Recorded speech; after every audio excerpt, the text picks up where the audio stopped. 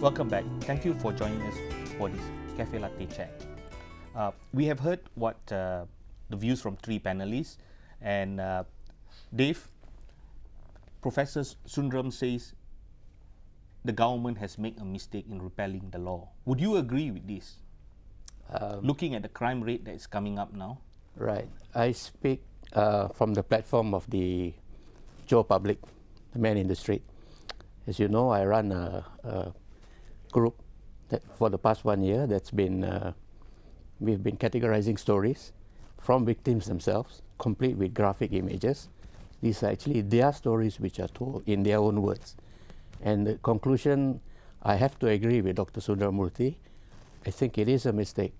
There could have been many things done with the law. It could have been modified.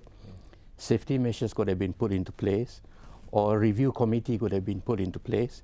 But repealing it, I think, is a very costly, at a very great cost to the man in the street.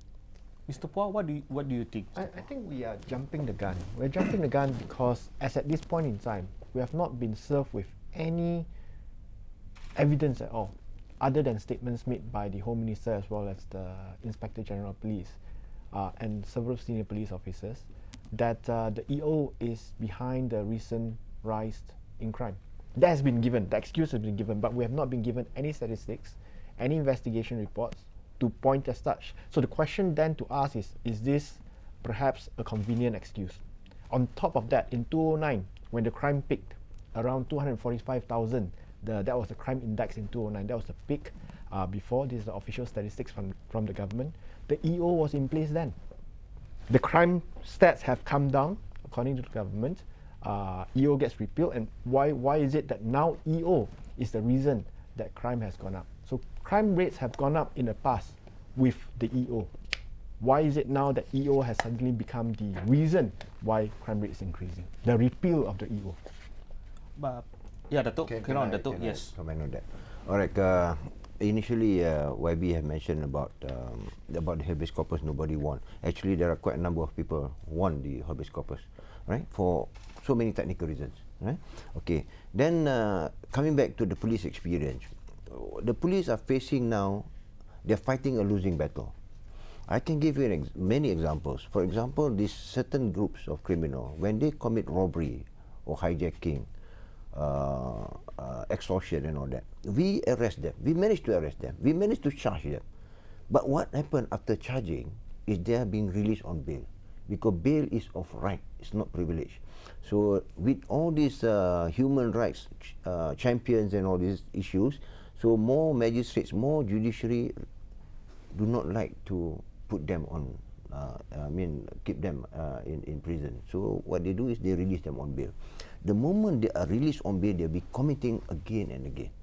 So I have a lot of experience in Selangor itself. Many cases, I can quote you so many, whereby the same group are committing again and again. This is where the police fail. But don't you have other laws to arrest them other than EO? Yeah, when we arrest them, we charge them. Charging them. Yeah, but what happened after charging? They will be released on bail. So the next moment they'll be out, then the public perception will be... Is there a problem with the law or with the people governing when dealing the law? with crime, you have to look at the CJS, criminal justice system. You don't look only at the police. You must also look at the prison, look at the courts, look at the prosecutors, everything.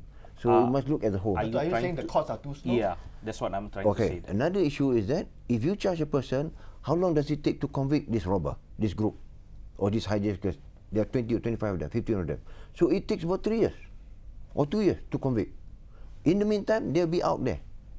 So the beautiful part of the EO is to segregate them from society. That's what I've been saying just now. Segregate from society while pending, because normally they commit, like a recent case, 81 cases. They're admitted to have committed 81 cases. But the DPP, the AG managed to charge them only 10. What happened to the 71?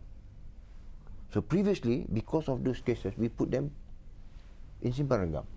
Then they'll be ordered to produce to answer the charges in court. Otherwise, they'll be back again. And I've been arresting, in Selangor, we have been arresting the same group. Robbery, hijacking, snatch theft, same group. Car theft, vehicle theft, same group. Okay, gentlemen, I'd like to highlight this. Professor Sundram has recently wrote to the press and says the country was going to see a surge in violent crime, especially those involving gangs. This particularly referred to those who were detained under EO. What I'd like to ask is there a conclusive study on this? How in-depth is your study? And how do you term that, that these criminals who have been arrested under EO is actually involved in these crime activities? Okay. When I wrote the letter to the press, I indicated that we did a study for the Ministry of Finance in 2010. It was a study conducted over a 6 months period, and we did an extensive study covering the criminal justice system, specifically looking at crime trends and patterns, crime control strategies, and also we made some recommendations. We analyzed data for 33 years, from 1997 to 2009. We started our study in 2010, when we saw a trend of violent crimes increasing in the country, and it was at a growth rate of 13.5% or something like that. I can't recall the details of the figures. Over which period? Prior to the NKRA period, because we did our study in 2010, right? So based on that study, we realized that EO was one of the preventive strategies taken by law enforcement to deal with repeat offenders, gang members, and organized crime.